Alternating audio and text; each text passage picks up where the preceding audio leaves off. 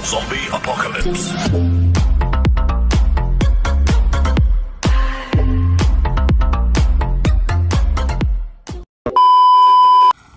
Halo semua, terima kasih karena sudah mengklik video ini dan selamat menonton. Di video kali ini saya akan menceritakan alur cerita film The Little Horse. Film ini menceritakan seorang pemuda yang mendapat tempat tinggal di sebuah gereja. Tetapi orang-orang di gereja itu sungguh haus akan penggenjotan. Oke, kalau kalian penasaran dengan video ini, langsung saja kita masuk ke ceritanya.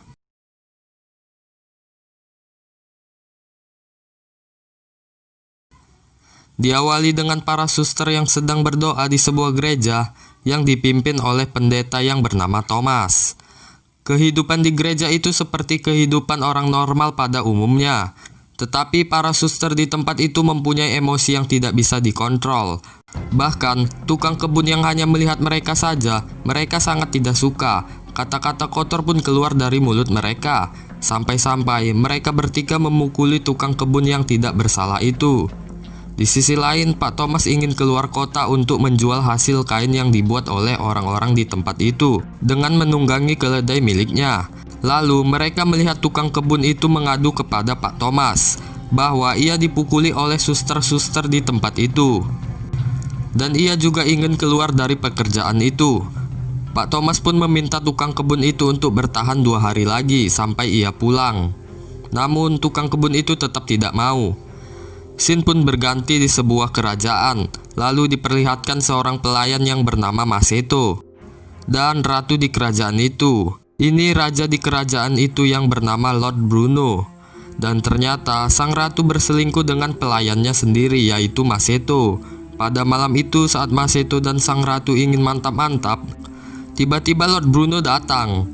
Sontak Maceto pun kabur dari kamar itu. Namun Lord Bruno mengejarnya sampai ke sebuah kamar pelayan. Karena Lord Bruno tidak sempat melihat wajahnya, ia pun mengecek dada mereka satu persatu. Saat ia memegang dada Maceto, dadanya berdetak cukup kencang. Lord Bruno pun mencurigainya. Lalu ia memotong rambut Maceto sebagai tanda bahwa Maceto lah yang bergenjotan dengan sang ratu. Tetapi Maceto cukup pintar. Ia juga memotong semua rambut teman-temannya agar Lord Bruno tidak bisa menandainya. Keesokan paginya mereka sangat heran melihat rambut mereka yang sudah dipotong oleh Maceto. Dan lucunya lagi, mereka semua berpikir bahwa rambut mereka telah dipotong oleh iblis jahat saat malam hari. Dan saat Lord Bruno datang, ia pun tidak bisa membedakan rambut siapa yang ia potong tadi malam. Sehingga Maceto pun terlepas dari kecurigaan Lord Bruno. Kemudian saat selesai makan siang, sang ratu datang untuk mengajak mantap-mantap dengan Maceto. Ia pun langsung menarik Maceto dan memaksanya melakukan di tempat itu juga. Namun sayangnya Lord Bruno sudah memantau Maceto dari kejauhan. Lord Bruno yang mengetahui hal itu pun langsung menyuruh anak buahnya untuk menangkap Maceto. Ia pun berlari sampai ke hutan untuk melarikan diri. Saat Maceto berjalan cukup jauh, ia melihat Pak Thomas yang sedang ketimpa musibah. Ternyata kain-kain yang ia bawa dari gereja semuanya hanyut ke sungai. Maceto pun datang dan membantu Pak Thomas. Pak Thomas pun sangat berterima kasih karena sudah membantunya. Lalu Pak Thomas bertanya kepada Maceto tentang tempat tinggalnya. Maceto pun menjawab kalau ia tidak mempunyai tempat tinggal. Kemudian Pak Thomas membawa Maceto ke gereja di mana ia tinggal. Di sini Pak Thomas menyuruh Maceto untuk berpura-pura bisu dan tuli agar para suster-suster di tempat itu tidak mengganggunya. Karena tukang kebun sebelumnya sudah tidak kerja lagi, kini Maceto menggantikan posisi itu sebagai tukang kebun. Saat Maceto sedang bersih-bersih, ia tak sengaja tersenyum kepada 2 orang suster di tempat itu. Alhasil, suster yang bernama Alexandra pun emosi melihat hal itu. Ia pun mengacungkan sebuah kapak ke leher Maceto. Suster yang bernama Fernanda pun panik dan mencoba untuk menghentikan Alexandra. Tak lama kemudian Mama Lauren pun datang dan menjelaskan semuanya tentang Maceto kepada mereka, bahwa Maceto telah menjadi tukang kebun di tempat itu. Kemudian saat Maceto sedang ingin istirahat, tiba-tiba Fernanda masuk dan meminta Maceto untuk membetuli alat jahit miliknya. Bicara kepada Maceto, namun Maceto yang pura-pura tuli dan bisu pun hanya diam saja. karena ia tidak mau identitasnya sampai terbongkar. Malam pun tiba. Di sini Maseto menceritakan kesehariannya di tempat itu kepada Pak Thomas. Maseto pun mengatakan kalau ia sangat senang dan bersyukur bisa tinggal di tempat ini. Pak Thomas pun mengatakan supaya Maseto menjauhi para suster di tempat itu, karena para suster itu mempunyai emosional yang tidak bisa dikendalikan. Di sisi lain, para suster itu ternyata mencuri minuman anggur milik Pak Thomas. Mereka pun berpesta di kamar mereka. Tetapi saat mereka ingin mengajak Ginevra, ia menolaknya. Dan setelah mereka membujuknya, akhirnya ia pun mau meminum anggur itu. Lalu ada wanita yang bernama Martha. Martha ini bukan seorang suster. Ia temannya Alexandra yang datang dari luar kota. Martha pun bertanya kepada Ginevra, "Apakah kau pernah disentuh pria?" Dan faktanya, semua suster yang ada di tempat itu tidak pernah disentuh oleh pria manapun. Martha pun menceritakan kepada mereka semua betapa enaknya saat disentuh para pria. Lalu, saat Fernanda tertidur, mereka mencoba melepaskan pakaian Ginevra. Di sini, Alexandra dan Ginevra pun mantap-mantap seperti pasangan lesbi pada umumnya. Keesokannya saat Maseto sedang berkebun, Fernanda datang menghampirinya. Di sini Fernanda pun mulai menyukai Maseto, dan herannya Fernanda tiba-tiba mencium Maseto. Maseto yang terlanjur nafsu pun langsung melanjutkannya dan memberikan sedikit benih-benih kehidupan ke tubuh Fernanda.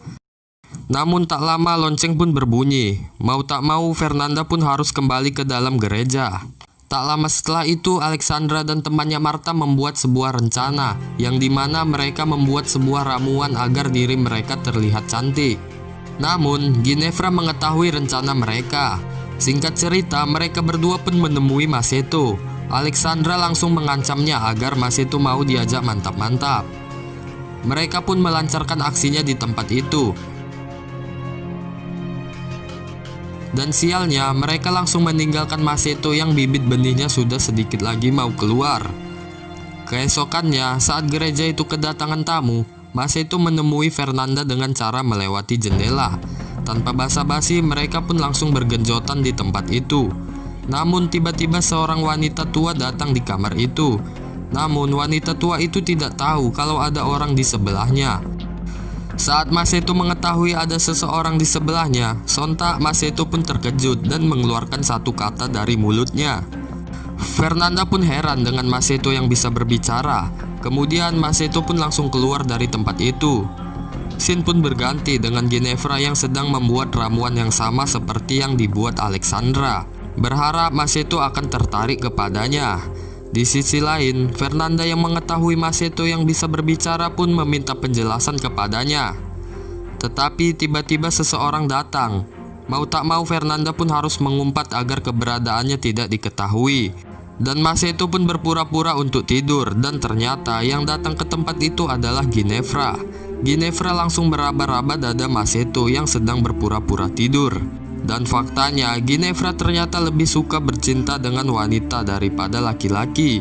Dan ia juga mengatakan kalau ia adalah orang Yahudi. Dan lagi-lagi terdengar suara tapak kaki seseorang yang sedang menuju tempat itu. Ginevra pun bersembunyi dan ternyata ia melihat Fernanda yang sedang bersembunyi juga. Dan orang yang datang itu adalah Alexandra. Lagi-lagi Alexandra mengancam Maseto agar ikut dengannya. Ginevra dan Fernanda pun mengikuti mereka sampai ke suatu hutan yang sangat gelap. Di situ mereka melihat Maseto yang seperti seorang tawanan. Dan faktanya Alexandra dan teman-temannya adalah seorang penyihir. Mereka menculik Maseto untuk dijadikan tumbal untuk ritual mereka. Tetapi tiba-tiba Ginevra berlari ke arah ritual itu dan mengacaukan semuanya. Dan keesokannya semua jati diri mereka pun terbongkar. Alhasil mereka harus mengakui semua kejahatan mereka di hadapan Pastor Bishop. Satu persatu mereka pun mengakui kesalahan mereka semua.